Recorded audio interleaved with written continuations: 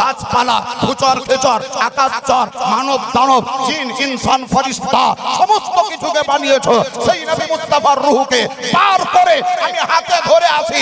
তুমি বলো ইল্লিনে রাখবো না সিজ্জিলে? আল্লাহ রাব্বে কায়নাত বলে ইল্লিনেও রাখা চলবে না, সিজ্জিলে তো চলবেই না। নবীর রূহকে রাখার জন্য আরেকজন নবী দুনিয়াতে এলেন, নূহ নবী। তো সেই ওহী আল্লাহর কাছ থেকে নিয়ে নূহ নবীর কাছে উনি পৌঁছে দেওয়ার দায়িত্বভার পালন করলেন।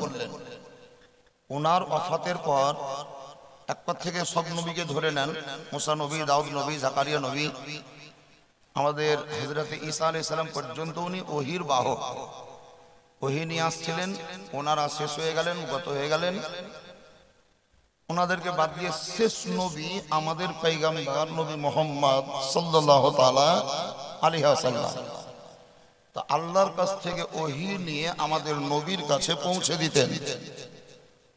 এখন আপনারা বলেন যে ওহী অবতীর্ণ হওয়ার যে দরজা ছিল সেই দরজাটা ওপেন আছে না ক্লোজ হয়ে গেছে? খোলা আছে না বন্ধ হয়ে গেছে? ওহী আল্লাহর তরফ থেকে কোনো ওহী অবতীর্ণ হচ্ছে কি? ওহী অবতীর্ণ হতো যদি দুনিয়াতে কোনো নবী বাহ্যিকে বহল তবিয়তে থাকতেন। তাহলে কোনো নবী বা রাসূল দুনিয়াতে নাই, তার মানেই ওহী অবতীর্ণ হওয়ার দরজা বন্ধ। তাহলে জিবরিল ফেরেশতা যে কাজটা করতেন, জিবরিল ফেরেশতা যে কাজটা করতেন সেই ডিপার্টমেন্ট বন্ধ হয়ে গেল। তার মানে জিবরিল ফেরেশতার হাতে এখন কি কোনো কর্ম আছে না নাই? এখন কি উনি কিছু করছেন না বসে আছেন না অবসর নিয়েছেন? উনি তো মরে যাননি, জিন্দায় আছেন। তো অবসর তো নেননি, রিটায়ার তো হননি।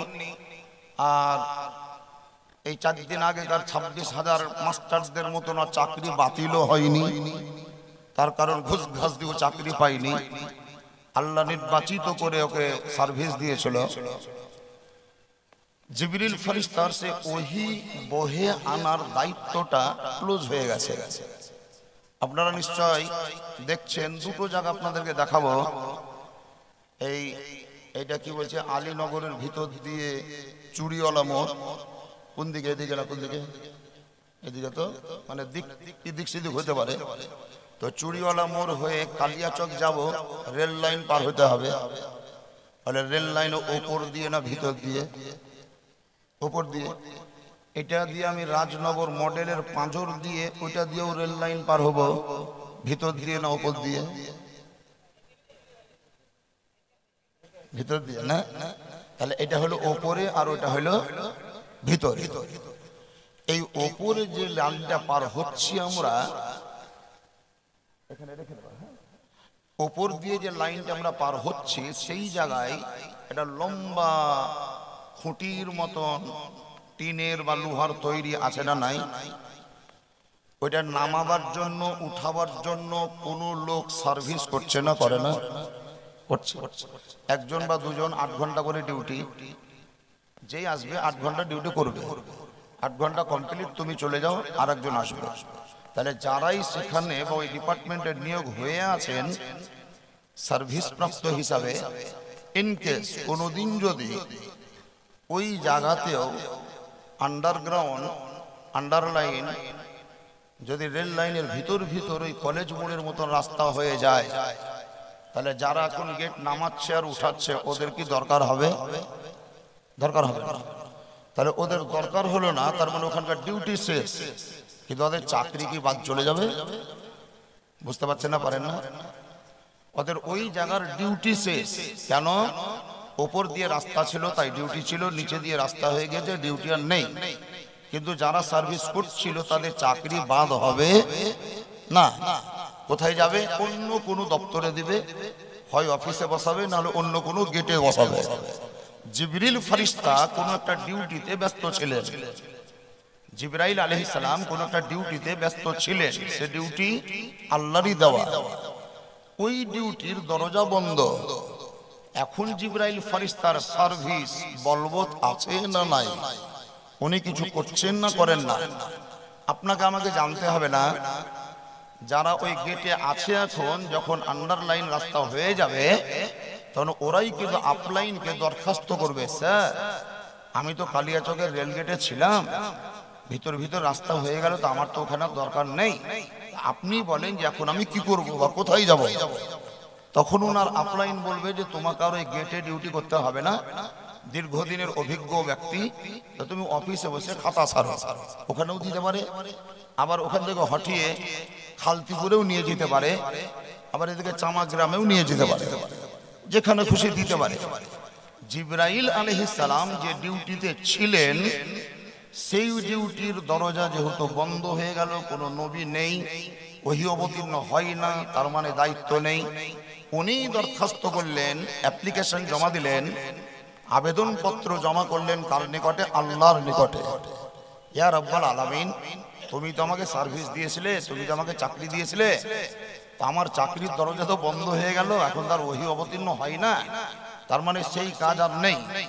এখন তুমি বলো যে আমি কোন দপ্তরে থাকবো, কোন ডিপার্টমেন্টে থাকবো, কোন জায়গায় গিয়ে কাজ করব, কোনো কাজ করব না বসে থাকবো? আল্লাহ কি বলেছেন আর কোন দায়িত্ব দিয়েছেন ওটা নোট করেন। আল্লাহ তাআলা বললেন, শোনো, যতদিন পর্যন্ত নবী ও রাসূলগণকে আমি দুনিয়াতে পাঠিয়েছি ততদিন পর্যন্ত তুমি আমার নিকট থেকে ওহী বহন করে তাদের কাছে পৌঁছে দিয়েছো। এই দরজাটা বন্ধ হয়ে গেল, আজ থেকে কিয়ামত পর্যন্ত, জোরে বলেন সুবহানাল্লাহ। কতদিন পর্যন্ত? আজ থেকে কিয়ামত পর্যন্ত, মানে যতদিন দুনিয়া ধ্বংস না হবে ততদিন পর্যন্ত আমি যে দায়িত্ব তোমাকে অর্পণ করছি সেই দায়িত্বের উপরেই অটল থাকতে হবে, সেখানেই তোমার সার্ভিস বলবৎ থাকবে। দপ্তর পরিবর্তন হবে না, ডিপার্টমেন্ট চেঞ্জ হবে না, অফিসের পরিবর্তন আসবে না, চেঞ্জিং হবে না, তাবদীল হবে না, তাবাদলা হবে না। এই যে জিবরাইল ফেরেশতা বলছেন ইয়া খাল্লাকে কায়নাত, পরিবর্তন হবে না বুঝলাম, কিয়ামত পর্যন্ত অটল থাকতে হবে সেটাও বুঝলাম, কিন্তু দপ্তরটা কি সেটা তো একবার বলবে। বলে এতদিন পর্যন্ত তুমি আমার নিকট থেকে ওহী ধারণ করে নবী ও রাসূলদের নিকটে পৌঁছে দিয়েছো, আজ থেকে কিয়ামত পর্যন্ত বিশ্বের সরজমিনে যে কোনো প্রান্ত থেকে, যে কোনো দপ্তর থেকে, যে কোনো মাদ্রাসা মসজিদ থেকে, যে কোনো মক্তব খানকা থেকে আমার নবীর প্রতি আমার বান্দা বা নবীর উম্মতরা দরুদ ও সালাম পড়বে, সেই দরুদ ও সালামকে ধারণ করে নবীর পবিত্র মদিনায় পৌঁছে দেবে। বুঝতে পারলেন না কথা?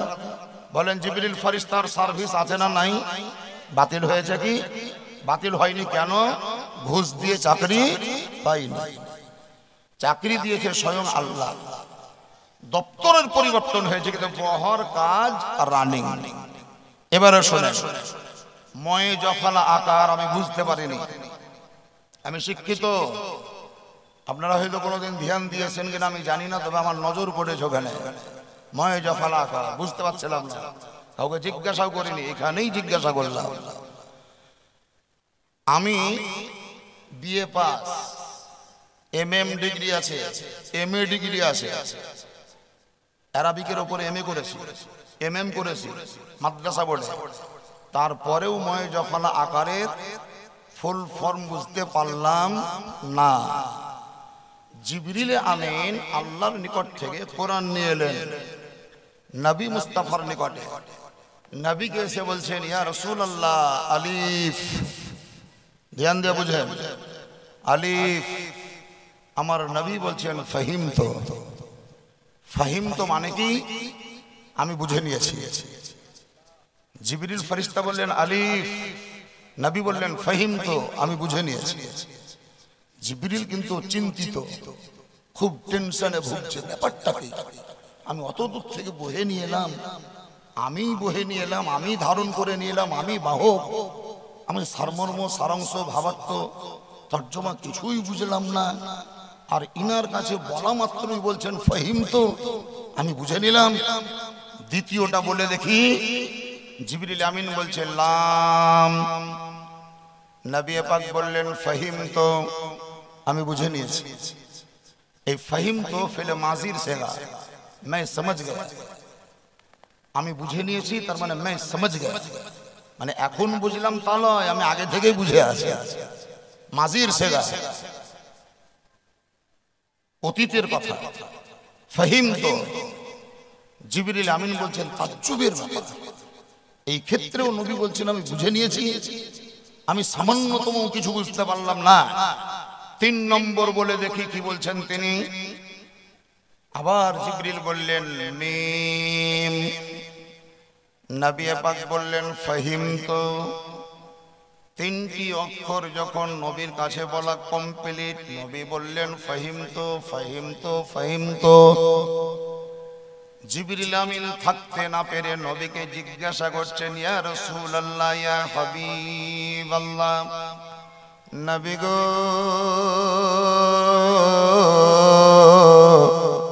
কিছু মনে নেবেন না, দুঃখ করবেন না, আফসোস করবেন না, আমি আমার মনটাকে পরিষ্কার করার জন্য, জড়তা দূর করার জন্য আমি নিজে স্বতঃস্ফূর্তভাবে আপনাকে জিজ্ঞাসা করছি।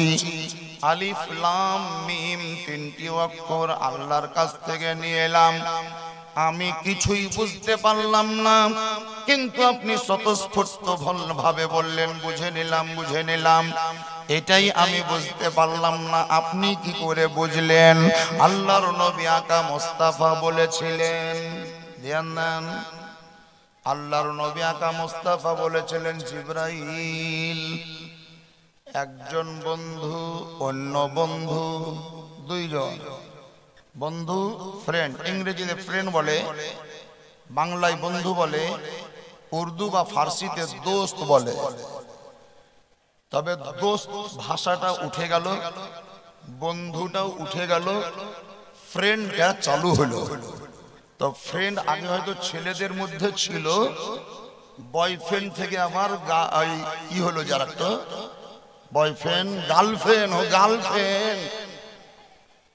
একটা সাবালিকা মেয়ে এই সুলতানগঞ্জ কলেজে পড়ে, দুপুর বেলায় বাড়ি ঢুকলো, তো একটা বেটা ছেলে আর সাথে ঢুকলো। ঘরের ভিতরে ছেলেটা বসে আছে, মেয়েটা গিয়ে পানি দিচ্ছে, বিস্কুট দিল, খেজুর দিল, সব দিচ্ছে। ওর মা কিন্তু আগিয়ে আগিয়ে দিচ্ছে। ওর বাপ ফলমূলের ব্যবসা করতো কালিয়াচকে, বাড়ি এসে দেখছে তো আমার বিটি কিছু বহাবহি করছে, জিজ্ঞাসা করছে ঘরের ভিতরে ছেলেটা কে রে? তো মেয়েটা বলছে আব্বা এটা আমার বয়ফ্রেন্ড। বাপেরও আপত্তি নাই, মায়েরও কোনো ক্লেম নাই। এই বয়ফ্রেন্ড যে মেয়ে বাহির থেকে বহে বাড়ির ঘরের ভিতরে ভরে দিতে পারে, বাপেরও যদি আপত্তি না থাকে, মায়েরও যদি কোনো ক্লেম অভিযোগ না থাকে, আপনারাই বলুন সেই পরিবারের মেয়ে ঠিক থাকবে না পদস্খলন ঘটবে? জোরে বলেন, ঠিক থাকবে না অ্যাক্সিডেন্ট হবে? হ্যাঁ, অসম্ভব, অসম্ভব, ইম্পসিবল, নামুমকিন, হতেই পারে না। এবার আপনারা বলবেন যে আমার মেয়ে খুব সৎ মেয়ে, আমার মেয়ে খুব ভদ্র মেয়ে, আমার মেয়েকে সবাই চিনতে পারেন, আমি চিনেছি। তা তুমি বাপ হয়ে কত চিনেছো এটা আমি বুঝলাম, যে আমার গরিব ঘরের মেয়েটা, গরিব ঘরের মেয়েটা কোন ছেলেকে সঙ্গে করে বাড়িতে এনে ভরা তো দূরের কথা, কাউরির গাছের পড়া আম পর্যন্ত বাড়িতে ভরে না। আর তোমার বিকি বয়ফ্রেন্ড ভরে দিয়েছে। যদি ভালো বলতে চাও তাহলে গরিব ঘরের মেয়েটা ভালো হতে পারে, তুমি বড় লোক ঘরের তোমার মেয়ে ভালো হতে পারে না।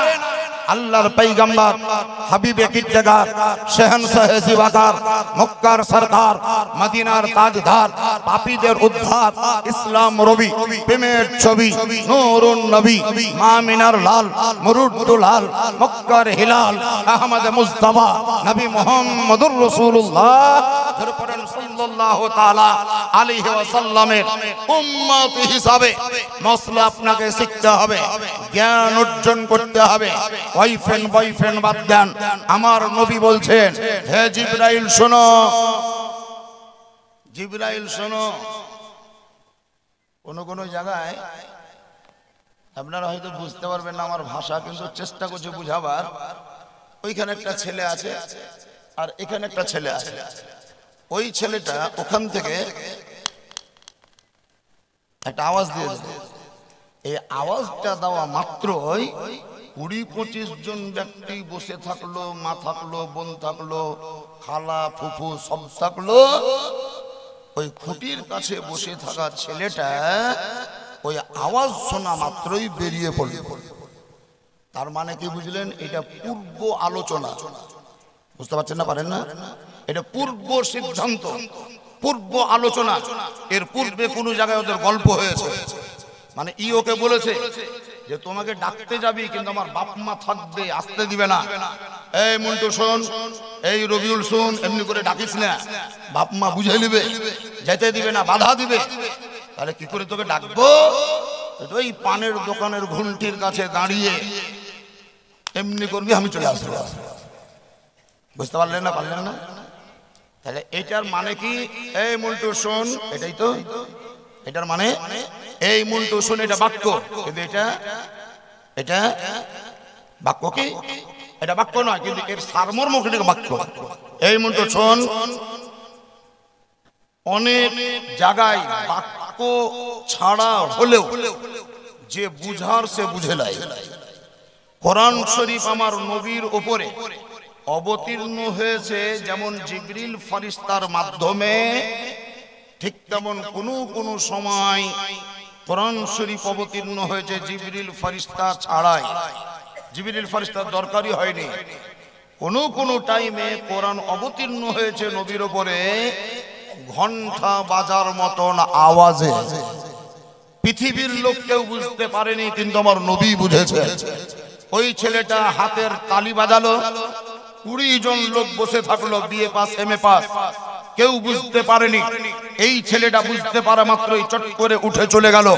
তার মানে বন্ধুর সঙ্গে বন্ধুর পূর্ব আলোচনা ছিল, যার জন্য তালি বাজাটা বুঝতে পারলো।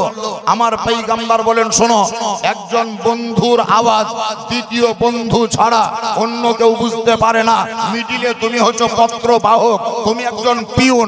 আল্লাহ তাআলা কোরআন দেয়, তুমি বহে আনো, তোমাকে দেয় না, আমাকে দেয়। আল্লাহ হচ্ছে আমার মাহবুব, আমি হচ্ছে আল্লাহর দোস্ত। আল্লাহ কি বলতে চেয়েছে আমি বুঝি, আর আমি কি চাইয়ে এটা আমার আল্লাহ বুঝে।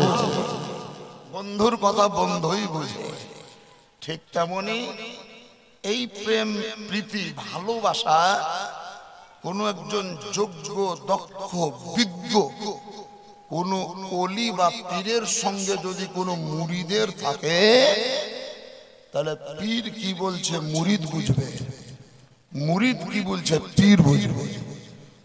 উভয় বুঝবে। সাইডে থাকা লোক ওই হাতের তালি বাজবে, কিছু বুঝতে পারবে না, কিন্তু ওরা নিজেরাই বুঝে নিতে পারবে। কথাটা বুঝাতে পারলাম? ক্লিয়ার হয়ে গেল? পরিষ্কার একদম। আরো একটি কথা আপনাদেরকে পরিষ্কার করে বুঝাচ্ছি। একবার উঁচু আওয়াজে এতক্ষণ ধরে বলেননি, তার কারণ আমি বুঝে নিলাম যে আপনাদেরকে বলতে না বললে বলবেন না, বলতে না বললে বলবেন না। কিন্তু একটা থিওরি দিচ্ছি, থিওরি নয়, সামাজিক। কোনো বাচ্চা যদি কান্না করে, দুগ্ধপায়ী বাচ্চা, কোনো বাচ্চা যদি কান্না করে, তাহলে দেখবেন ওর মা সব কাজকে বর্জন করেও তার ওই কান্না করা বাচ্চাকে দুধ পান করায়। ঠিক বললাম না ভুল হলো? ঠিক হয়। এটা যেমন বাস্তব, ঠিক তেমন কোন সময়ে তার ব্যতিক্রম দেখবেন। ব্যতিক্রম, বিপরীত। কি বিপরীত? বাচ্চা ঘুমিয়ে আছে, কাঁদে না, ঘুম ভাঙে না, জাগ্রত হয়নি, উঠে বসেনি, পেচ্ছাবও করেনি, কোনো ক্লেম নেই, কোনো অভিযোগ নেই। 1 ঘন্টা 2 ঘন্টা 3 ঘন্টা 4 ঘন্টা ধরে ঘুমিয়ে আছে। মা নিজের কাজে ব্যস্ত ছিল। এই ব্যস্ত থাকতে থাকতে থাকতে থাকতে লম্বা টাইম নিয়ে যখন বাচ্চাটা ঘুমিয়ে থাকবে, তখন দেখবেন মা নিজেই বাচ্চাটাকে উঠিয়ে দুধ পান করাবে। তাহলে দুটো দিক বললাম। একটা দিক হলো বাচ্চা কাঁদলে মা দুধ পান করায়, আবার একটা দিক হলো কোনো সময় মা নিজের ইচ্ছাতেই দুধ পান করায়। তাহলে আপনারা সামেইন মানে শ্রোতা, আপনাদেরও দুটো দিক হওয়া উচিত।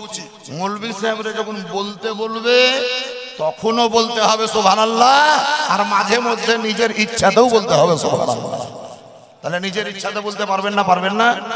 তাহলে একবার বলি দেন, আর একবার জোরে বলেন।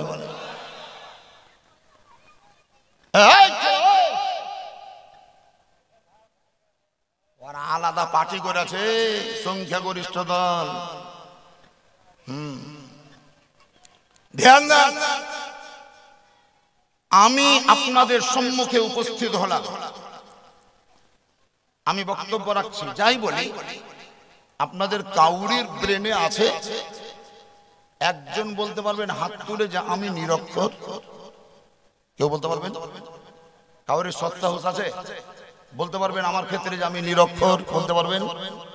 আমি মূর্খ বলতে পারবেন? আমি অশিক্ষিত বলতে পারবেন? আমি আনপড়, আমি লেখাপড়া জানি না, এই কথা বলার সৎসাহস রুস্তমনগরে, আলীনগরে, ফাঁসিহির দরবারে, তারপরে এদিকে ঝাকসুটলা, আকসুটলা, চুরিওয়ালা, তারপরে আপনার তালতলা, বেলতলা, ওইদিকে অচিন্তলা, ফচিন্তলা, উথাবাড়ি, মুথাবাড়ি, কাসেমের ডাঙ্গা, কবিরাজ টোলা, যত আছে, কোন গ্রামের লোক যদি এখানে বসে আছেন, আমি বক্তব্য রাখছি চেয়ারে বসে, স্টেজে এসে কাউরির সৎসাহস হবে না আমার মতন মৌলবীকে বলে দেবেন যে আমি নিরক্ষর বা মূর্খ, আনপড় বা অশিক্ষিত, কেউ বলতে পারবে না। তাতে সে যদি আহলে হাদিস হয় তবুও বলবে না, দেওবন্দিও যদি হয় তবুও বলবে না, গায়ের মুকাল্লিদ যদি হয় তবুও বলবে না, হিন্দু যদি হয় তবুও বলবে না, খ্রিস্টান যদি হয় তবুও বলবে না, ইহুদি যদি হয় তবুও বলবে না, নাসারা যদি হয় তবুও বলবে না। তার কারণ সাধারণ জ্ঞান একটা এটাই যে উনি যদি নিরক্ষর হতেন চেয়ারে বসতে পারতেন না, যদি তিনি স্বাক্ষরহীন হতেন তাহলে এই ভাষা বলতে পারতেন না, যদি অশিক্ষিত হতেন তাহলে বক্তা হতে পারতেন না। এটা আপনাকে জ্ঞান দিচ্ছে। আমার ক্ষেত্রে যদি এই জ্ঞান দেয়, আমি শিক্ষিত না হলে বক্তা হতাম না, পড়ালেখা না হলে স্টেজে আসতাম না। আমাদের পয়গম্বর আকা মুস্তাফাকে নিরক্ষর বলা যাবে না, তার কারণ নবী মুস্তাফা শিক্ষিত না হলে সমগ্র জগতের মাস্টার হতে পারত না। আল্লাহু আকবার।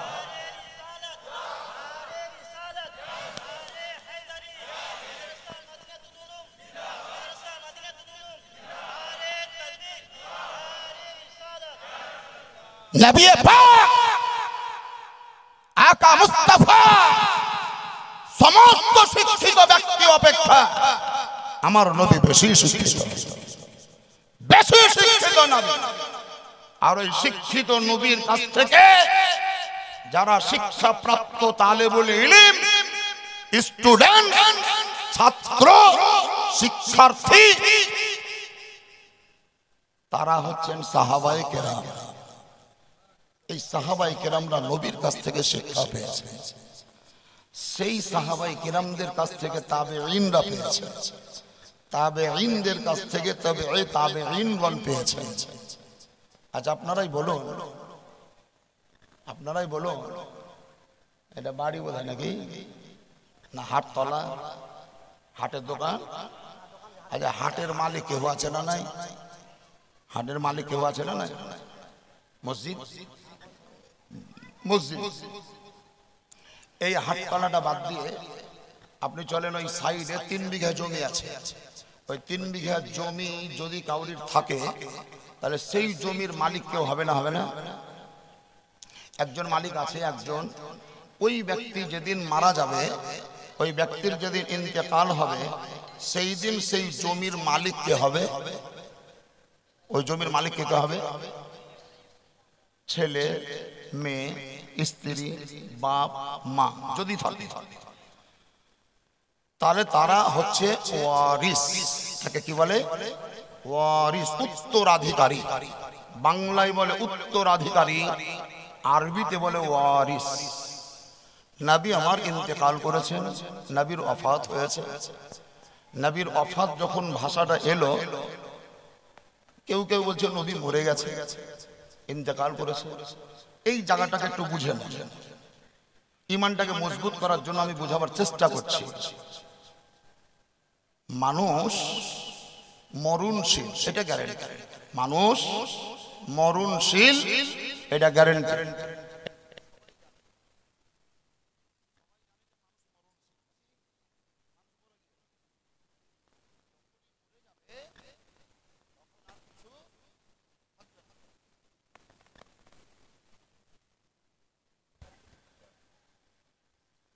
ছেলেটা ছুটতে ছুটতে গেল। এই ভাই বলছে কি হলো? মৌলভী সাহেব উঠে চলে এলো। তার মানে কি, একটু আগে মাইকটা মুড়ে গিয়েছিল, মাইকটা মুড়ে গিয়েছিল, বুঝতে পারলেন না? একটু আগে মাইকটা, জোরে বলেন, মাইকটা মুড়ে গিয়েছিল। আর একটু পরে, কয়েক সেকেন্ড পরে আবার মাইকটা জিন্দা হয়ে যাবে। তাহলে মাইকের মৌত আর জীবন আমার হাতে। বড় বুদ্ধিমান এই কোম্পানি যে লাউড স্পিকার বানিয়েছে, লাউড যে তৈরি করেছে, মাইকম্যান বসে থাকবে এক সাইডে, শ্রোতা থাকবে কোনো জায়গায়। যদি বক্তার গলায় খুশখুশি ওঠে, কাশির প্রয়োজন হয়, দরকার হলে সুইচটাকে অফ করে মাইকটাকে বন্ধ করতে পারে, আবার প্রয়োজনে মাইকের সুইচটাকে অন করে মাইকটাকে চালাতেও পারে। বক্তার স্বাধীনতা এটা। তাহলে এতগুলা বক্স, এতগুলা হর্ন, এতগুলা আপনার স্পিকার, যতই দূরে থাক, কোম্পানি কত জ্ঞানী, সব জিনিসকে কন্ট্রোল করার জন্য বক্তার হাতের গোড়ায়, মুখের গোড়ে একটা সুইচ দিয়ে দিয়েছে। তুমি প্রয়োজনে অফ করো, প্রয়োজনে অন করো। আল্লাহ তাআলা বলছেন, বান্দারা শোনো, তোমাকে আমি হাত দিয়েছি, নিজের মতো ব্যবহার করো। তোমাকে চোখ দিয়েছি, তোমার মতো করে তুমি পরিচালনা করো। তোমাকে কান দিয়েছি, যাহা খুশি তাহা করো। তোমাকে পা দিয়েছি, যেখান খুশি সেখান যাও। তোমাকে দাঁত দিয়েছি, যা খুশি তাই চিবাও। 1000 চিবাও, 5000 চিবাও, যাহা পারবা তাহা চিবাও। আমি আপত্তি করব না, ক্লেম করব না, গলা টিপব না। তোমার মুখে আমি জিহ্বা দিয়েছি, যে কোনো জিনিসের স্বাদ অনুভব করো। কিন্তু একটা জিনিস শোনো, আমি তোমাকে চলার ক্ষমতা দিয়েছি, স্বাধীনভাবে চলতে পারবে।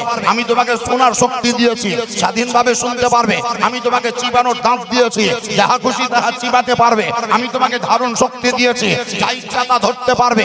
আমি তোমাকে দর্শন শক্তি দিয়েছি, যাহা খুশি তাহা তুমি দেখতে পাবে। তোমাকে আমি বিবেক দিয়েছি, যা ইচ্ছা তুমি চিন্তা করতে পারবে। কিন্তু একটা জিনিস তোমার দেহাভ্যন্তরে, দেহের ভিতরে রেখেছি, যেটার নাম আত্মা, যেটার নাম রুহু।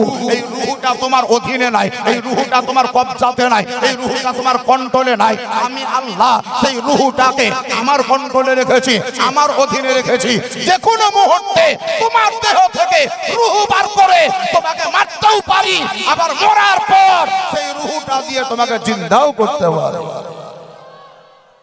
বুঝতে পারলেন না? আর পরিষ্কার করে বুঝাবো, আরেকটু বুঝিয়েছি। আমার দেহের ভিতরে আত্মা আছে। আমাদের আত্মাকে বাহির করে ইজরাইল ভাই পালেছে,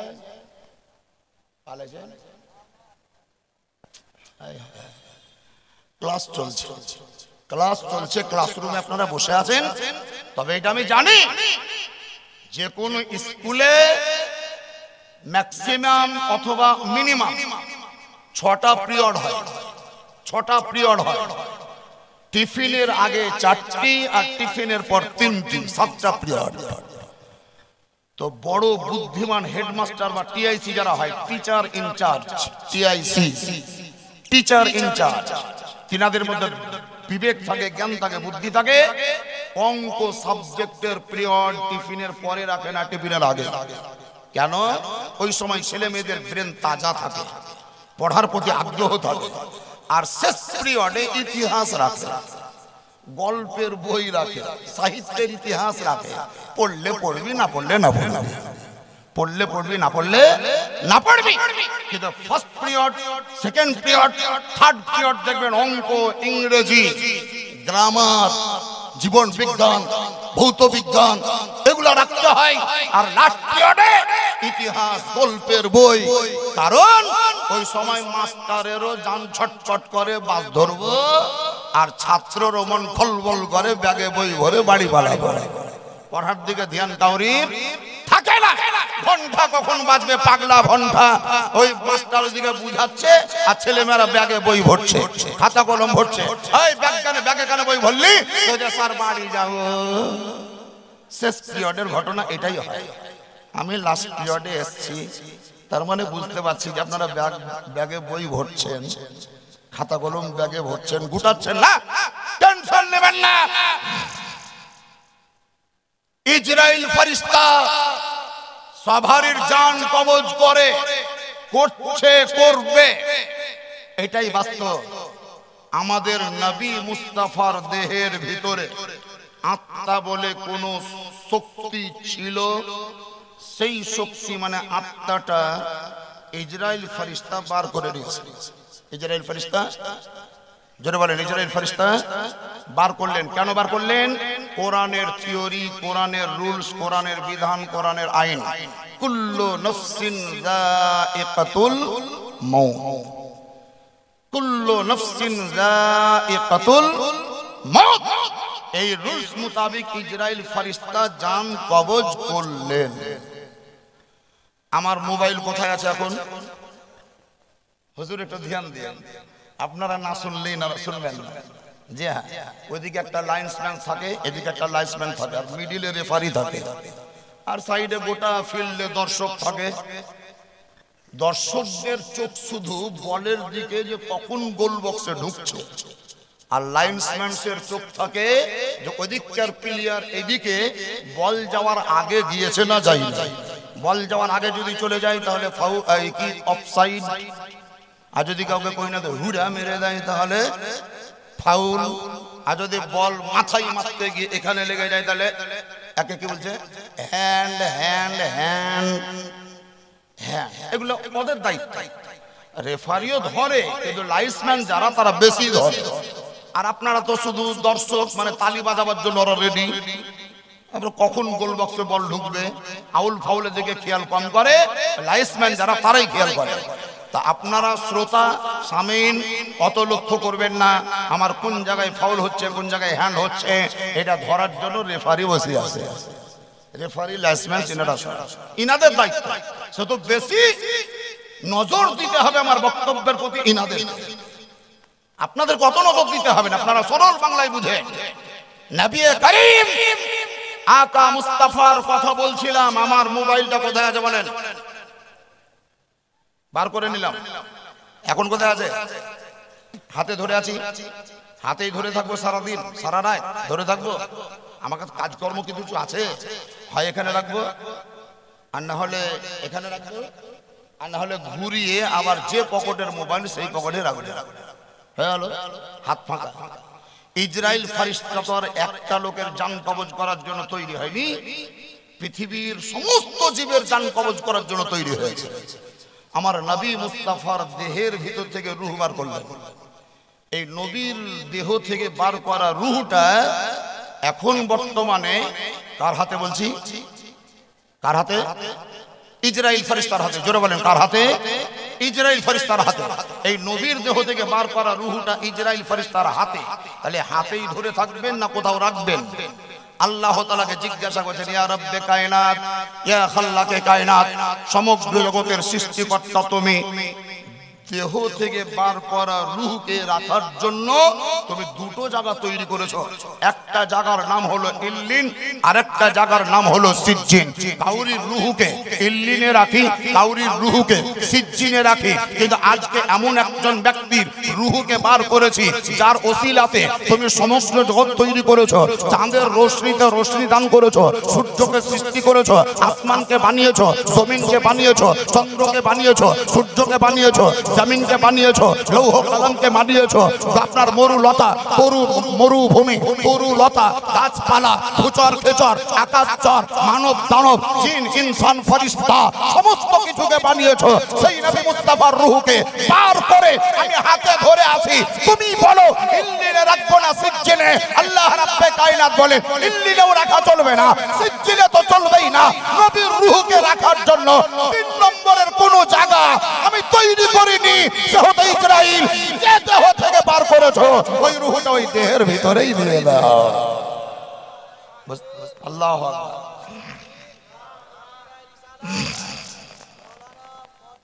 কি বুঝলে? মোবাইল আমার পকেটে ছিল, বার করে নিলাম। পকেটে মোবাইল আছে না নাই?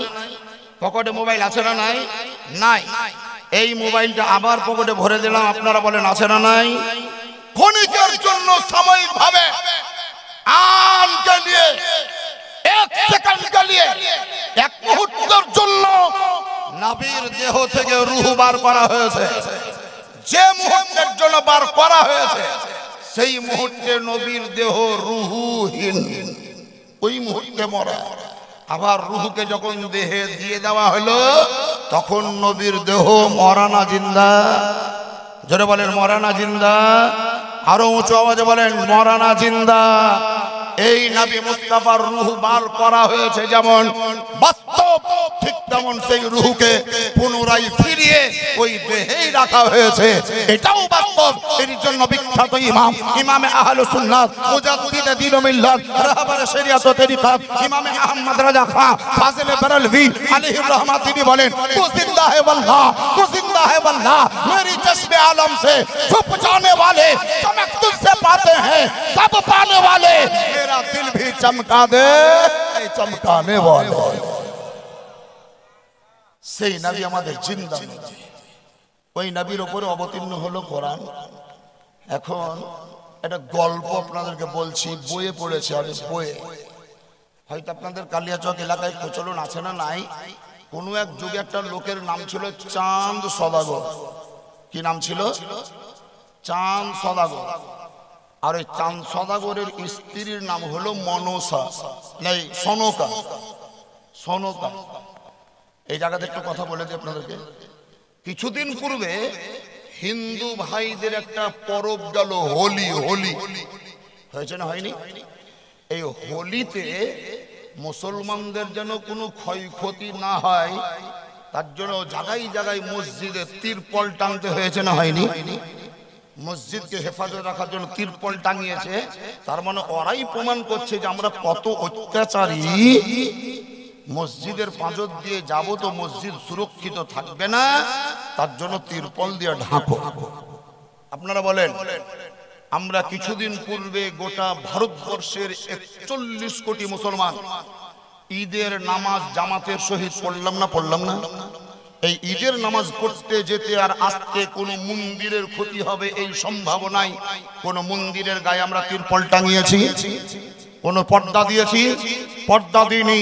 আর কোন মুসলমান, কোন হিন্দু ভাইদের মন্দিরের সামনে আমরা নারাই তাকবীরের ধ্বনি উচ্চারণ করেছি? আমাদের আসা যাওয়ার জন্য পথ অবরোধ করতে হয়েছে, সেনা লেগেছে, প্রশাসন লেগেছে, কোনো কিচ্ছু লাগেনি। তার মানে বোঝা যাচ্ছে গোটা বিশ্বের মানব জাতিকে একটাই শিক্ষা দিচ্ছে। এই শিক্ষাটা হচ্ছে কি শিক্ষা? যেটা হচ্ছে শান্তির ধর্ম। শান্তির ধর্ম, শান্তির ধর্ম। নিজের পথে চলে, কাউরির পথে বাধা দেয় না। নিজের পথে চলে, কাউকে আঘাত করে না। নিজের পথে চলে, কাউকে কষ্ট দেয় না। নিজের পথে চলে, কাউকে তাকলিফ দেয় না। যে আপনার ধর্মের দ্বারাই বিশ্বের বুকে শান্তি প্রতিষ্ঠিত হয়েছে, সেই ধর্মটির নাম একটাই নাম, ধর্মটির নাম হলো ইসলাম। ওই ইসলাম ধর্মে আপনারা দীক্ষিত, শিক্ষিত। ওই ইসলাম ধর্মে যারা শিক্ষিত তাহাদেরকে বলা হয় মুসলমান। মুসলমান, মুসলমান। আমরা মুসলমান হিসাবে আমাদের যিনি শিক্ষাগুরু তিনি হচ্ছেন নবী দো জাহান সরওয়ারে কাউন মাকা আহমদ মুস্তাফা নবী মুহাম্মদুর রাসূলুল্লাহ সাল্লাল্লাহু তাআলা আলাইহি ওয়াসাল্লাম। তিনি বলেছেন, তুমি পারলে কাউরির উপকার করিও, অন্যথায় কাউরির ক্ষতি করিও না। এটা কার শিক্ষা? নবীর শিক্ষা। নবীর কি শিক্ষা জানেন? ব্যাগ কিছুদিন আগে দেখতাম সিপিএম দের আমলে কাপড়ের ব্যাগ, চাপচা ফিতা, পাঞ্জাবি আর ধুতি পরতার এত দূর পর্যন্ত ঝুলতো কাপড়ের ব্যাগ। নেতাদের কমরেড, ওদেরকে বলা হতো কমরেড। হ্যাঁ, কমরেড। ওদের এখান পর্যন্ত ব্যাগটা ঝুলতো। তো ঠিক ওই টাইপেরই ব্যাগ এক ভদ্রলোক, সাধু, হিন্দু ভাইদের সাধু, পুজো পাবন করে বেড়ায়, গলায় কোচা, কোচা মানে সুতো, ওই সুতোর আবার বগলের ভিতর দিয়ে ভরা। আর ইতিহাস আমি জানি কোন জায়গা থেকে শুরু হয়েছে সুতো বাঁধা। আরে বাহুর নিচে গেল কেন, বগলের নিচে ঢুকলো কেন, আর ওদের গলায় সুতা বাঁধলো কেন, বাঁধলো কে, কোন কারণে, সেই ইতিহাস বলি, জায়গায় জায়গায় বলি, সব জায়গায় বলি না। নোট করেন, একজন সাধু কাউরির বাড়িতে বা দোকানে বা মাকানে পুজো করার জন্য যাচ্ছে। হিন্দু পরিবারের, হিন্দু সমাজের হিন্দু ভাইয়েরা, মায়েরা, বোনেরা, খালা, পিসি, মাসিরা সবাই কিন্তু তাকে ওই এলাকার সাধু বাবা বলে জানে। যেতে যেতে যেতে যেতে কোনো একটা পথ, ধ্যান দেন, ভালোভাবে ধ্যান দেন, কোনো একটা পথ, সেই পথের মিডিলে ফ্যান ঘুরায় না, দরকার না, পথের মিডিলে এরকম মোটা একটা পাথর পড়ে আছে। পাথর, এই পাথরটা পড়ে থাকা দেখে সাধু দাঁড়িয়ে গেছে। ফার্স্ট মর্নিং, সকালবেলায়, আলাস সাবাহ, সকাল সকাল দাঁড়িয়ে আছে। হিন্দু ভাইরা বিছানা বর্জন করে, বিছানা ত্যাগ করে, বিছানা ছেড়ে মুখ হাত ধোয়ার জন্য, নিজের প্রয়োজন মেটাবার জন্য সবাই বাড়ি থেকে বেরিয়ে এসছে। ওই সাধুকে দাঁড়িয়ে থাকা দেখে একটা, দুটো, তিনটা, চারটা, পাঁচটা করতে করতে 20 থেকে 25-30 জন লোক দাঁড়িয়ে গিয়েছে। ওরাও তাজ্জুব ব্যাপার যে দাঁড়িয়ে কেন, কেউ কাউকে কথা বলা বলি নেই, একদম সাইলেন্ট, চুপচাপ, নীরব। লাস্ট পর্যন্ত কোন একজন ব্যক্তি জিজ্ঞাসা করছেন, সাধু বাবা, স্যার, মহারাজা, আপনি এখানে দাঁড়িয়ে কি করছেন, কোথায় যাবেন? পার্শ্ববর্তী গ্রামে একটা পুজো আছে, তাই যেতে যাব। তো আপনি পথ চলা বন্ধ করে স্টপেজ বানিয়ে এখানে স্ট্যান্ড করে দাঁড়িয়ে কেন আছেন, কি করছেন এখানে আপনি? উনি বলছেন যে আমি একটা গবেষণা করছি। কি করছেন উনি? গবেষণা করছে, মানে আমি চিন্তা করছি। কি চিন্তা করলেন? চিন্তা তো করছেন দীর্ঘ সময় ধরে, চিন্তা করে সারমর্ম কি হলো, ফয়সালা কি হলো, আপনার বিবেক কি বলছে? তখন সেই সাধুর বক্তব্য যে আমার জ্ঞান বলছে, বিবেক বলছে, মস্তিষ্ক বলছে, সামাজিকতা বলছে, সোশ্যোলজি বলছে যে আজকে সকালবেলায় এই রাস্তা দিয়ে কোনো মুসলমান হেঁটে যায়নি। এখন ক্লিয়ার বুঝতে পারলেন না বোধহয়? বলছে আমার বিবেক বলছে, জ্ঞান বলছে, আমার শিক্ষা বলছে, দীক্ষা বলছে যে সকাল হওয়ার পর থেকে এখন পর্যন্ত এই পথ দিয়ে বা এই রাস্তা দিয়ে কোনো মুসলমান হেঁটে যায়নি। সব হিন্দুরা হতবাক, কোন সাধুর সাধু, মুসলমানের কথা তুললে কেন, মুসলমানের কথা উচ্চারণ করছে কেন? রেগেও গিয়েছে, কেউ কেউ শান্ত মেজাজে জিজ্ঞাসাও করছে। পায়ের রেখা বুঝে আপনি দেখলেন? পায়ের তো দাগ নেই, স্পট তো নেই, পায়ের তো কোনো রেখা বা দাগ পড়েনি, স্পট পড়েনি, তাহলে হিন্দুর পায়ের দাগ না মুসলমানের পায়ের দাগ? মুসলমান হেঁটেছে না হাঁটেনি, কোন জায়গায় লেখা আছে আপনি বুঝান। তখন তিনি বললেন, শোনো, ধ্যান দিয়ে শোনো, আমি যদিও যাইতে হিন্দু, আমি হিন্দু ভাইদের ঘরে ঘরে পুজো করে বেড়াই, কিন্তু তাই বলে আমি সত্যকে লুকিয়ে রাখতে পারি না, হককে মিটিয়ে দিতে পারি না। মুসলমান যাহাদেরকে বলা হয়, এই মুসলমানদের যিনি ধর্মগুরু, মুসলমানদের যিনি শিক্ষক, মুসলমানদের যিনি টিচার, মুসলমানদের যিনি মুর্শিদ, মুসলমানদের যিনি পথ প্রদর্শক, তার নাম হচ্ছে মুহাম্মদ, তার নাম হচ্ছে মুহাম্মদুর রাসূলুল্লাহ। মুসলমানদের নবী সেই মুহাম্মদ নবী তার ছাত্রদেরকে, শিক্ষকদেরকে শিক্ষা দিয়েছে, তোমরা যখন পথে চলবে যদি পাথর দেখতে পাও দূরে হটিয়ে দিও, কাঁটা যদি দেখতে পাও দূরে হটিয়ে দিও, ময়লা যদি দেখতে পাও পরিষ্কার করে দিও। মুহাম্মাদের শিক্ষা এটাই, পথকে পরিষ্কার করা। এখনো পথে পাথর পড়ে আছে, প্রমাণিত হচ্ছে হিন্দু হাঁটতে পারে কিন্তু কোন মুসলমান হাঁটে না। বুঝতে পারলেন না কথা? মুসলমান তাদের নাম যাদের দ্বারাই পথ পরিষ্কার থাকবে, যাদের দ্বারাই বাড়ি ঘর পরিষ্কার থাকবে। কিন্তু আমরা মুসলমান এমন, দোকান পরিষ্কার, ঘর পরিষ্কার, আরে বাবা রে। আপনাদের গ্রামে এসে দেখলাম কিছু টালির বাড়ি, আর ওই অচিন্তলা টচিন্তলার দিকে যদি যান, মুথাবাড়ি, তারপরে আবলা বাবলা, তারপরে আর একটা কি গ্রাম আছে যে ইন্দারাতলা, ইন্দারাতলা ওই সাইডে কি বলে যেটাকে, হ্যাঁ পটল ডাঙা, বেগুন ডাঙা লয়, কুমড়া ডাঙা লয়, টমেটো ডাঙা লয়, আপেল ডাঙা লয়, লিচু ডাঙা লয়, পটল ডাঙা। তার মানে এমন একটা জমি ছিল, উঁচু জমি, সেই জমিতে কোনো এক যুগে কোনো লোক পটল লাগাইতে, পটল লাগার প্রচলন ছিল, যার জন্য ওই জায়গাটার নামই হয়ে গেল সেই দিন থেকে আজ পর্যন্ত পটল ডাঙা। এটা যেমন হলো তালতলা, তালতলা। আর ওখানে একজন ভদ্রলোক, মুরব্বী লোক, মেলা দিন আগে একটা ঘুন্টি বসিয়ে চুড়ি বিক্রি করতে হতো, চুড়ি বিক্রি করতে হতো। এরই লেগে নাম হলো চুড়িওয়ালা মোড়। এখানে যেমন সুলতানগঞ্জ কলেজ হওয়ার জন্য কলেজ মোড় হয়নি, কলেজ মোড়, ঠিক তেমন এটা হলো চুড়িওয়ালা মোড়, এটা হলো তালতলা, ওইটা হলো আপনার পটল ডাঙা।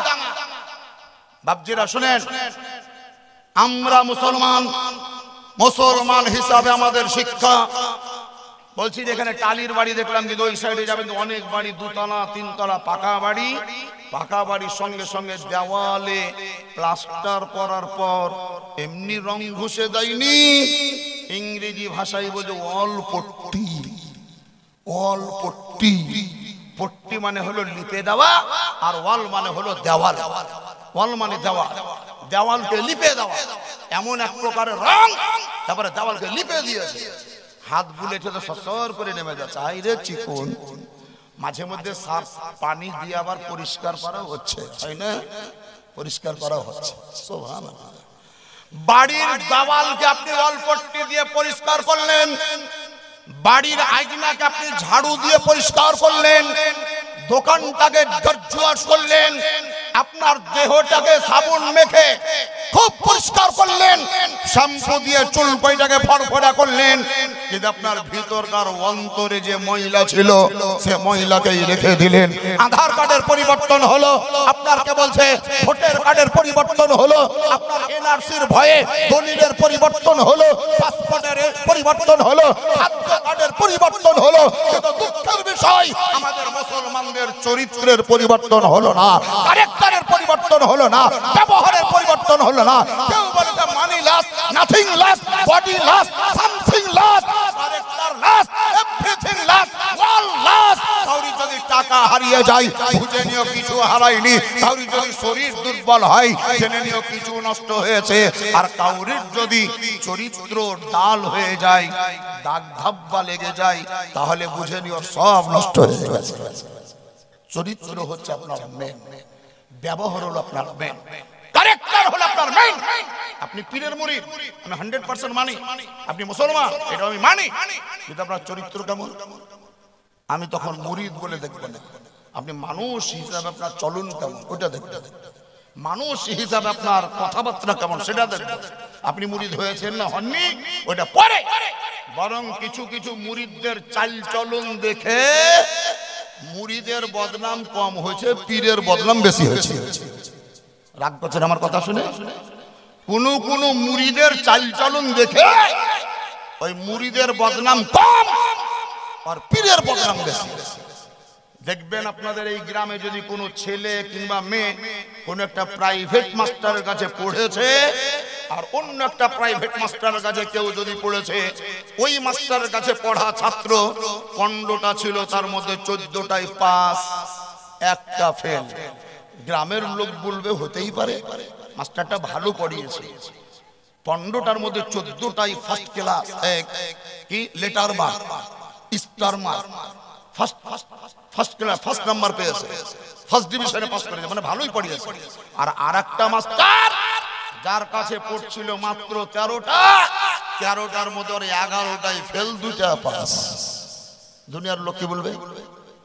এলাকার লোক কি বলবে? এই মাস্টারটা পড়িয়েছে ভালো, এটা বলবে? তাহলে যারা পরীক্ষা দিল ওদের বদনাম পরে, মাস্টারের বদনাম আগে। বা আমি মাওলানা, আমি যে ছেলেটাকে পড়াচ্ছি আমি শিক্ষা দেব 5 ওয়াক্তের নামাজ ফরজ, রোজা রাখা ফরজ, মিথ্যা কথা বলা চলবে না, বাপ মার অশ্রদ্ধা করা চলবে না। আমি যে পীরের কাছে মুরিদ, আমি সেই পীরের মুরিদ जिनार नाम हुजूर सैयद शाह मसरूर अहमद कलीमी रहमतुल्लाह अलैहि। আপনাদের কালিয়াচক এলাকায় বহুত বাগান আছে, লিচুর বাগান, আমের বাগান। এখন আম ধরে গিয়েছে, লিচু বোধহয় ধরেছে না ধরবে, ধরে গিয়েছে লিচু, ধরে গিয়েছে আম, কিন্তু কিছুদিন পরেই দেখবেন সেই গাছের আম গাছে নাই, লিচু গাছের লিচু লিচুর গাছে নাই, সব পেড়ে পেড়ে ঢাকিতে ভরে কালিয়াচকের বাজারে মার্কেটিং করে লরিতে চাপিয়ে, স্করপিওতে চাপিয়ে কোথায় কোথায় হাওয়া হয়ে যাবে, আপনার আম আর লিচু হয়ে যাবে হাওয়া, আর আপনাদের এলাকাতেই যাবে না পাওয়া। বাপজিরা, মা এবং বোনেরা, এমন একটা বাগান আপনারা লাগিয়েছেন যে আজ আছে কাল নাই, একদিন দেখতে পাবেন তারপরে দিন দেখতে পাবেন না, কিন্তু এটা হকের কথা বলছি, কসম খোদার। আমাদের হুজুর পীর মুর্শিদ সৈয়দ শাহ মাসরুর আহমদ কালেমী রাহমাতুল্লাহ আলাইহি মুর্শিদাবাদ সহ মালদা ডিস্ট্রিক্টে দিনাজপুর এলাকাতে বিহার ও বাংলাতে এমন একটা ইলমের বাগান লাগিয়ে দিয়েছে যে আপনি মরে যাবেন কিন্তু কিয়ামত পর্যন্ত মাসরুর মিয়ার বাগানের ফল ফুরাবে না। ওনার লাগিয়ে যাওয়া বাগানের ফল ফুরাবে না, এই ফল থাকতেই থাকবেই থাকবেই থাকবে। ইলমের বাগান লাগিয়েছে, জ্ঞানের বাগান লাগিয়েছে, জায়গায় জায়গায় মাদ্রাসা প্রতিষ্ঠা করেছেন। যাক, আমার কথা দেবো, আপনারা রাগ করছেন, আমার কথা থেকেও দুঃখ পাচ্ছেন বা কিন্তু একটা থিওরি বলে যাচ্ছি। দেখেন, এটা মাওলানা সাহেব, এই মাওলানা সাহেবকে এই তালবিলিমটা বাচ্চা ছেলে সালাম দিলে তো সালাম দেওয়া মাত্র দেখছে হাত চুমলে হাত। আমি আপনাদের গ্রামে প্রথম কিংবা দ্বিতীয় বা তৃতীয়টা বলবো না, আজকে এলাম তো বেশ কিছু তালবিলিম দেখলাম, এই মাদ্রাসার পড়ানো অন্য জায়গার পড়া তা জানি না, সালাম করলো, আমার হাত দোকানাকে ধরে চুম্বন দিল।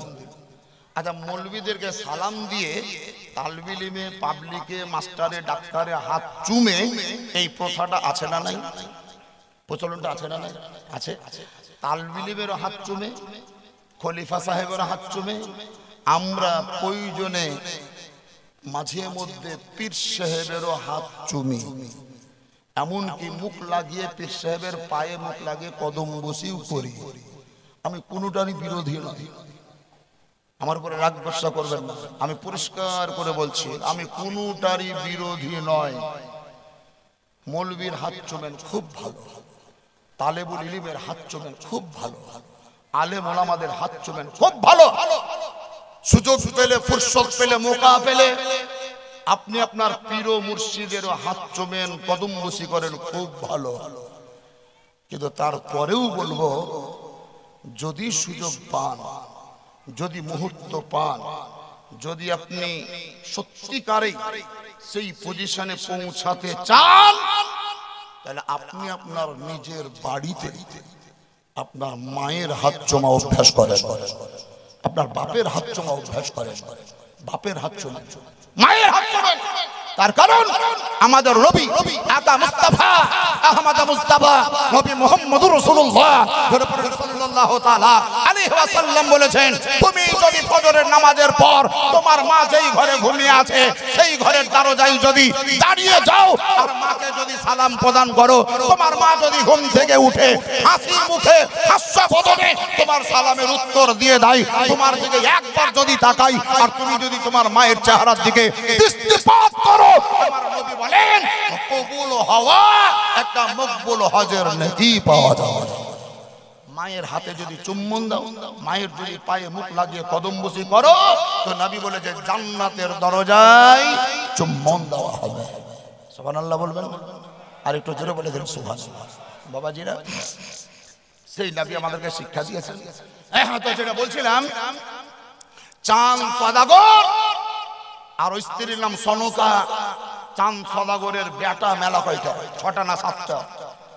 মনসা বলে একজন দেবতা ছিল ওদের সেই যুগে, মনসা, খারাপ সেন্স নিয়েন না, মনসার পূজা এই চাঁদ সওদাগর করেন, যার জন্য আর বেটারা মরতে শুরু হলো। মরতে মরতে মরতে মরতে একটা বেটা থাকলো, বেটাটার নাম হলো লক্ষিন্দর।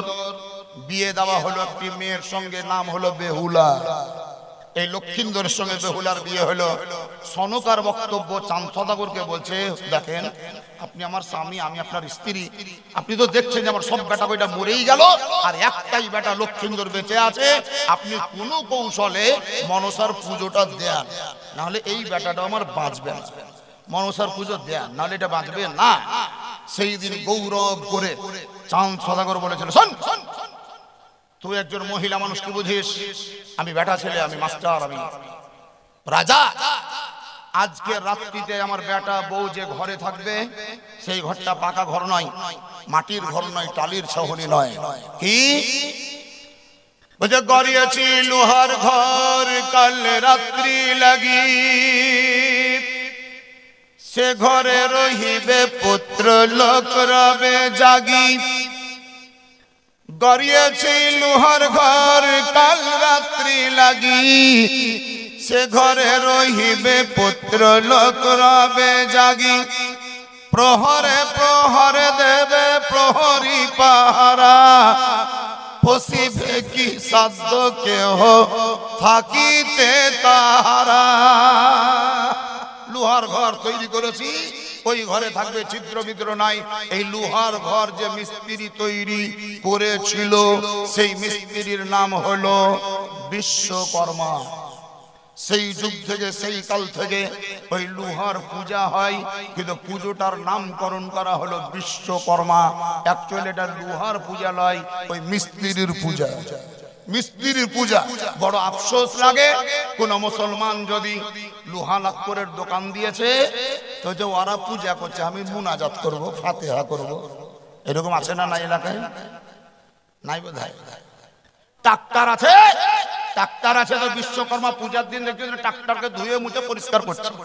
শুনেন, ওই বিশ্বকর্মার দিনে, যেই দিন হিন্দু ভাইরা লোহা লাক্করের পূজা করে, সেই দিন আপনার পূজা তো করা চলবে না, চলবে না। ওইটাকে ফলো করে, উদ্দেশ্য করে, আপনার যদি ধান ভাঙা মিল থাকে, আপনার সরিষাকে পিষে তেল বাহির করার মিল থাকে, অথবা হার্ডওয়্যারসের দোকান থাকে, কিংবা ট্রাক্টর থাকে, অথবা আপনার টাটা সুমো থাকে, সেই দিনটাকে ফলো করে ওই দিনে পুজো তো পুজো, কোরআন শরীফের আয়াত পড়ে ফাতিহা পর্যন্ত করা চলবে না। ফাতিহা পর্যন্ত চলবে না। কেন জানেন? আপনার নিয়তটাই খারাপ, নিয়তটা নোংরা। আল্লাহর পয়গম্বর আকা মুস্তাফা বলেন, ইন্নামাল আমালু বিন্নিয়াত, প্রতিটি কর্মের বিনিময় নির্ভর করে তার নিয়তের উপর, নিয়তের উপর, নিয়তের উপর। জৈসি করনি ওইসি ঘরনি, আপনার নিয়ত যেমন ফল তেমন।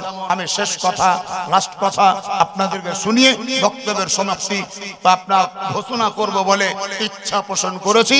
তার আগে উঁচু আওয়াজ একবার বলে দিন, ইয়া রাসূলুল্লাহ। সাজিয়া জগৎ গুরু। এই যে বাবুল ইসলামের গজল শুনলেন তো সুবহানাল্লাহ, ওদের গলার আওয়াজ আবার খনখনা, টনটনা, জালি, ফনফনা। আর আমার গলার আওয়াজ হলো বুড়া খতখতে, টনটনা লয়, খনখনা লয়, খাতাক খাতাক করছে। তো আওয়াজ যেমন হবে হোক না, শুধু বাক্যগুলো একটু কম্পেয়ার করবেন, বাক্যগুলোর প্রতি একটু ধ্যান দিবেন, আর এই গজলটি বা নাতে রাসূল এটা শ্রবণ করবেন। আরো একবার বলে দিন, ইয়া রাসূলুল্লাহ। সাজিয়া জগৎ গুরু মা আমিনার ঘরেতে, কে এলো রে মোর বুকে। কি বললাম? সাজিয়া জগৎ গুরু। 360 খোদার যদি থাকতো কোন ধর্ম, খোদাই খোদাই দ্বন্দ্ব লেগে বন্ধ হতো কর্ম। কি খোদার মর্ম, কি খোদার মর্ম, মানুষকে বুঝাতে কে এলো রে মোর বুকে। সাজিয়া জগৎ গুরু খোদার পথ দেখাতে কে এলো রে মোর বুকে। সুবহানাল্লাহ বলা যাবে না? আচ্ছা, আপনারা রোজার মাসে তারাবি কয় রাকাত পড়েছেন? এই জন্য বলছে আমার ওযু ভাঙে না, আমার ওযু ভাঙে না, ওযু ভাঙে না, ওযু ভাঙে না। আর একজন আর চিন্তা করছে যে ওর ওযু ভাঙে না, কি ব্যাপার, ওযু ভাঙে না করে তসবিহ করছে। তো যে তুমি পায়খানা করো না? করি। পেচ্ছাব করো না? করি। বাতকর্ম হয় না? হয়। ঘুমাও না? ঘুমাই। তারপরেও তুমি বলছো যে আমার ওযু ভাঙে না। কেন? তো ওযু করি না, তার লাগে ভাঙে না। ঠিকই বলছো, যে ওযু করবে না তার ভাঙার কোনো প্রশ্ন থাকবে না, ও তো করেই না। তা আপনাদের হিসাব জানা আছে না না একটু যাচাই করি। তারাবির নামাজ কয় রাকাত পড়েছেন? এবার হয়তো কেউ বলবে নামাজই পড়ি না, তো কয় রাকাত কি বলবো? কয় রাকাত কি বলবো? মুসলমানদের জন্য বড় আফসোসের বিষয়, 20 রাকাত তারাবির উপরে অনেক ক্লেম চলছে, অভিযোগ চলছে, শিকায়ত চলছে, দাবাও চলছে, প্রেসার চলছে, হামলা বা আক্রমণ চলছে। 20 রাকাত তারাবি নেই, 8 রাকাত তারাবি, 8 রাকাত তারাবি, 8 রাকাত তারাবি। সহিহ হাদিস, সহিহ হাদিস খুব বাঁক ঝেড়ে বেড়াচ্ছে, কিন্তু সহিহ হাদিস থেকে 8 রাকাত তারাবির কোনো দলিল এর পূর্বেও কেউ দিতে পারেনি, আজকেও পারে না, কিয়ামত হয়ে যাবে দলিল দিতে পারবে না। তবে দ্বিতীয় খলিফা হযরতে ওমর ফারুক, প্রথম খলিফা হযরতে আবু বকর সিদ্দিক, তৃতীয় খলিফা হযরতে উসমান গনি রাদিয়াল্লাহু তাআলা আন, ইনারা 20 রাকাত তারাবির নামাজ পড়েছেন জামাতের সহিত। জামাতের সহিত হযরতে উসমান গনি রাদিয়াল্লাহু তাআলা আন একজন ইমাম নিয়োগ করে 20 রাকাত তারাবি পড়ার নির্দেশ দিয়েছেন। সুবহানাল্লাহ বলবেন না? আরো জোরে বলেন সুবহানাল্লাহ। 20 রাকাত তারাবির পিছনে যেমন উক্তি আছে, দলিল আছে, ঠিক তেমন যুক্তিটাও নোট করে রাখুন। বলেন ফজরের সময় ফরজ নামাজ কয় রাকাত? 2 যোগ করবে। যোহরের সময় ফরজ নামাজ কয় রাকাত? তাহলে 2 আর 4 কত? আসরের সময় ফরজ নামাজ কয় রাকাত? 6 আর 4 10। মাগরিবের সময় ফরজ নামাজ কত হলো? 13। এশার সময় ফরজ নামাজ 4, 13 আর 4 17। এশার টাইমে ফরজ নামাজের পর 3 রাকাত ওয়াজিব নামাজ। ফরজের পরের স্থান হচ্ছে ওয়াজিবে। এই ওয়াজিব রাকাতের সংখ্যা কত? 17 আর 3 কত? 20। চ্যালেঞ্জ করেন, সকাল থেকে সন্ধ্যা মানে রাত্রি পর্যন্ত এই যে 12 ঘন্টার মধ্যে বা 24 ঘন্টার মধ্যে যে নামাজ পড়ছো, ফরজ এবং ওয়াজিব মিলিয়ে রাকাত সংখ্যা 20। 20তেই ঠেকলো। আরো একটা ধাপ চলে, ফজরের সময় সুন্নত নামাজ কয় রাকাত? যোহরের সময় সুন্নাত নামাজ কয় রাকাত? কত? 6 আর 2 কত হলো? 8। মাগরিবের সময় সুন্নাত নামাজ কয় রাকাত? তাহলে কত হলো? 8 আর 2 10। এশার আপনার এশার সময় সুন্নাত নামাজ কয় রাকাত? 2 রাকাত। ফরজ নামাজের পরে 2 রাকাত, তাহলে কত হলো টোটাল? 12 হলো। 12 রাকাত সুন্নাত নামাজ নোট করবেন। 12 রাকাত সুন্নাত নামাজ 5 ওয়াক্তের নামাজে এই 12 রাকাত সুন্নাত নামাজকে সুন্নাতে মুআক্কাদা বলে। সুন্নাতে মুআক্কাদা বলে। আরেকটা সুন্নাতের ভাগ আছে যেটাকে সুন্নাতে গায়র মুআক্কাদা বলে। নফলের পর্যায়ে সেই সুন্নাতটি বলছে আসরের টাইমে ফরজ নামাজের আগে যদি টাইম পাও তাহলে 4 রাকাত সুন্নাত পড়ো। তাহলে আসরের টাইমে 4 রাকাত, পূর্বে ছিল 12, তাহলে 4 আর 12 কত হলো? 16 রাকাত হলো। এশার টাইমে ফরজ নামাজের জামাত শুরু হওয়ার আগে যদি তোমার হাতে টাইম থাকে গায়ের মুআক্কাদা সুন্নাত নামাজ 4 রাকাত পড়ো, তাহলে ছিল 16, এলো 4, 20 হলো। ফরজ এবং অজিব মিলিয়ে ঘাট করছে 20, সুন্নাতে মুআক্কাদার গায়ের মুআক্কাদা দুটোকে যোগ করে ঠিক একই ঘাটে পুজছে, ওই ঘাটটার নাম হলো 20। এই কারণেই রমজান মাসে তারাবির নামাজের সংখ্যাও হলো 20। এ বাবাজিরা, মা এবং বোনেরা, আল্লাহর নবী মুস্তাফা সাল্লাল্লাহু আলাইহি সাল্লামের উপরে যে কোরআন অবতীর্ণ হয়েছে, সেই কোরআন শরীফের মধ্যে আল্লাহ ঘোষণা করেন, ফাসআলু আহলা যিকরে ইন কুনতুম লা তা'লামুন, ইন কুনতুম লা তা'লামুন, তোমরা আলিমদেরকে জিজ্ঞাসা করো যদি তোমার ভিতরে বিদ্যা না থাকে। আলিমদেরকে জিজ্ঞাসা করতে বললেন কে? জোরে বলেন কে? আলেমদের কাছ থেকে জিজ্ঞাসা করতে বললেন কে? আল্লাহ। আল্লাহ বললেন ফাসআলু, তোমরা জিজ্ঞাসা করো আহলা যিকরে, আলেমদেরকে, ইন কুনতুম লা তা'লামুন, যদি তোমার ভিতরে ইলম না থাকে, যদি তোমার ভিতরে জ্ঞান না থাকে। তাহলে আলেমের ইজ্জত আল্লাহর পবিত্র কোরআন দ্বারা প্রমাণিত হয়েছে না হয়নি?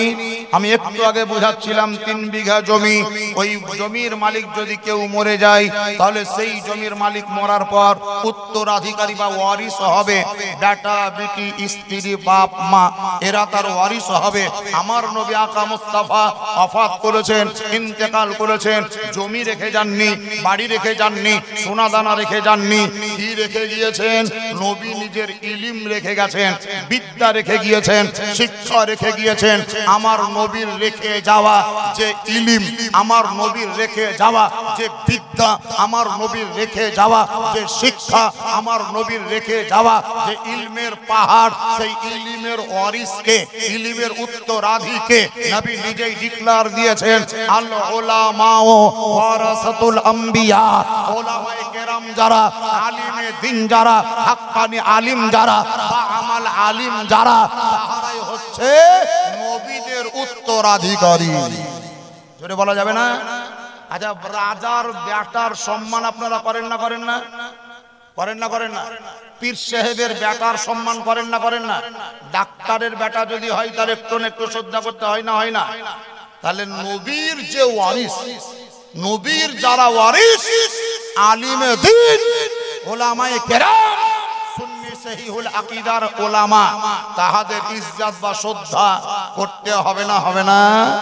রাজার বেটাকে গালি দিলে রাজা দুঃখ পাবে, পীর সাহেবের বেটাকে সমালোচনা করলে পীর সাহেব কষ্ট পাবে, আলেম ওলামাকে গাল দিলে, খারাপ ভাষায় কথা বললে আমার নবী মুস্তাফা কষ্ট পাবে।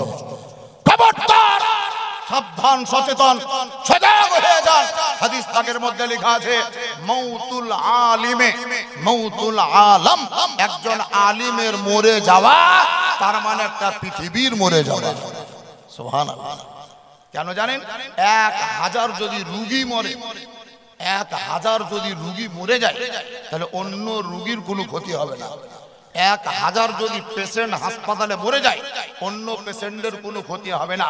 কিন্তু ওই হাসপাতালে চিকিৎসায় রত থাকা একজন যোগ্য দক্ষ ডাক্তার যদি মরে যায়, তো হাসপাতালের সব রোগীর অসুবিধা হবে না হবে না?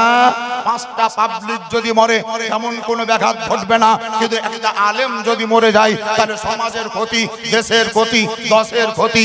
এর জন্য বলেছে মাউতুল আলিমে মাউতুল আলম, একজন আলিমের মরে যাওয়া, ইন্তেকাল করা, তার মানে সমাজ আপনার বিদ্যা থেকে পিছিয়ে যাওয়া, ইলম থেকে পিছিয়ে যাওয়া, সমাজেরও মরে যাওয়া। সেহেতু বাবাজিরা, তালেবুল ইলমদের শ্রদ্ধা আপনাদের জন্য জরুরি, আলেমদের শ্রদ্ধা আপনাদের জন্য জরুরি, ওলামায়ে কেরামদের শ্রদ্ধা আপনাদের জন্য জরুরি, আউলিয়ায়ে কেরামদের, পীর ও মুর্শিদের শ্রদ্ধা আপনাদের জন্য জরুরি। আপনাকে শ্রদ্ধা করতে হবে, আপনাকে সম্মান দিতে হবে। আমাদের নবী সেই শিক্ষাটাই দিয়েছেন। ওই নবী কি শিক্ষা দিলেন? নোট করুন। মানুষ হয়ে মানুষ কিনে দাস করে রাখে, জানের ভয়ে দাস তারে প্রভু বলে ডাকে। দাস দাসী হইতে, দাস দাসী হইতে স্বাধীনতা দিতে কে এলো রে মোর বুকে। সুবহানাল্লাহ বলা যাবে না?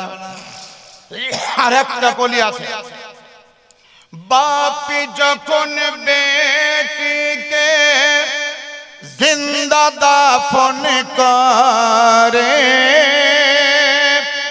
বেটি কেন্দে বলে আল্লাহ কেউ তো এসে ধরে, নির্দোষ মেয়ের তরে, নির্দোষ মেয়ের তরে এভাবে বাঁচাতে কে এলো রে মোর বুকে। সাজিয়া জগৎ গুরু খোদার পথ দেখাতে কে এলো রে মোর বুকে।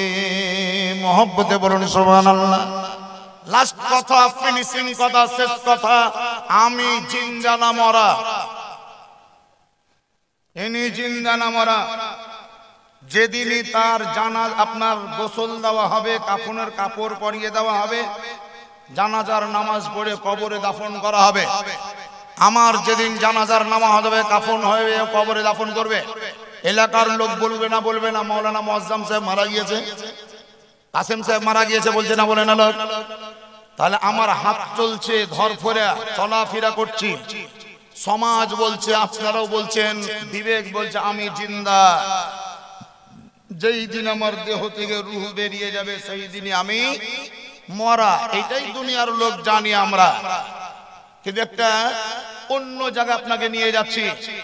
একটা লোকের নাম হলো আবু জেহাল। কি নাম বললাম? আবু জেহালের আসল নাম হলো আবাল হাকাম, জ্ঞানের পিতা, বুদ্ধিমানের বাপ। কিন্তু নবীর দেওয়া টাইটেল হলো আবু জেহাল, আবা জেহাল, মূর্খের পিতা। সেই আবু জেহাল চলাফেরা করছে, খাওয়া দাওয়া করছে, হাত ঠিক আছে, চোখ ঠিক আছে, নাক ঠিক আছে, কান ঠিক আছে, কথা বলছে, দেখতে পাচ্ছে, শুনতে পাচ্ছে, হাঁটা লড়া করতে পারছে, সব করছে। কিন্তু তারপরেও ওই মুহূর্তে নবী মুস্তাফার নিকটে জিবরিল ফেরেশতা এসে বলছেন, ইয়া রাসূলুল্লাহ, আবু জেহাল মুর্দা, আবু জেহাল মরা। চলাফেরা করছে, খাওয়া দাওয়া সব করছে, কিন্তু জিবরিল ফেরেশতা এসে নবীকে বলছে, ইয়া রাসূলুল্লাহ, আবু জেহাল মরা। এই জায়গাটা হলো একটা। আরেকটা জায়গায় চলে, কুফা নগরে, কারবালার ধরতিতে, কারবালার সরজমিনে সাইয়্যিদুশ শুহাদা, শহীদে কারবালা, মা ফাতেমাতুজ জাহরার কলিজার টুকরা, হযরতে আলীউল মুর্তজার নয়নের তারা, নবী মুস্তাফার দিল পিয়ারা, পাপীদের সাহারা, ইমামে হোসেনের দেহ থেকে স্বর্ণচ্ছেদ হয়ে গিয়েছে। এজিদ বাহিনীর ঘোড়া তার দেহের উপরে চালিয়ে শরীরের মাংসগুলো টুকরো টুকরো হয়ে কারবালার ধরতিতে ছিটিয়ে পড়ে আছে। তারপরেও কোরআন বলছে ইমামে হোসেন জিন্দা। বুঝতে পারলেন না? কোরআন বলছে ইমামে হোসেন জিন্দা। জিজ্ঞাসা যদি করতে হয় তাহলে আবু জেহালকে জিজ্ঞাসা করেন, এ আবু জেহাল, তুমি খাচ্ছ, চলছো, বলছো, চলাফেরা করছো, তারপরেও তোমাকে জিবরিল মরা কেন বললো? তো আবু জেহাল বলবে, আমি জিন্দা হলেও নবী মুহাম্মদের সঙ্গে আমার দুশমনি আছে, শত্রুতা আছে, তার কারণেই কেউ বলেছে আদাওয়াতে মুস্তাফা নে মুঝে জিনে नहीं दिया। আর ইমাম হোসেনকে যদি শোধা তো ইমাম হোসেন বলবে মোহাব্বতে মুস্তাফা নে মুঝে मरने नहीं दिया। আবু জেহাল বলছে নবীর সাথে দুশমনি করে আমি মরে গিয়েছি, আমাকে জিন্দা থাকতে দিল না। আর ইমামে হোসেন বলছেন নবীকে ভালোবেসে আমি জিন্দা হয়ে গিয়েছি, কারবালায় শহীদ হলেও আমাকে মরতে দিল না, মরতে দিল না, মরতে দিল না। কোরআন ঘোষণা করে বাল আহইয়াউ ইনদা রাব্বিহিম ইউরজাকুন, যারা শহীদ হয়েছে, শাহাদাত বরণ করেছে, তারা পূর্বেও জিন্দা ছিল, আজও জিন্দা আছে। আল্লাহর তরফ থেকে কবরের ভিতরে তারা রুজি পায়, রুজি পায়, রুজি পায়। ওয়া আখিরু দাওয়ানা আলহামদুলিল্লাহি রাব্বিল আলামিন।